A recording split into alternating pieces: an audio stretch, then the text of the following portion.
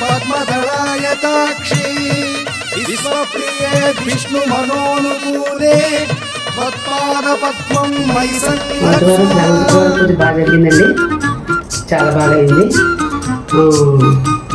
మొన్న ఏప్రిల్ నా బర్త్డే అయిందండి. నా బర్త్డేకి మా పాపకి వాచ్ గిఫ్ట్ వచ్చింది. ఈరోజు శ్రావణ శుక్రవారం కదా అని పెట్టుకున్నాను.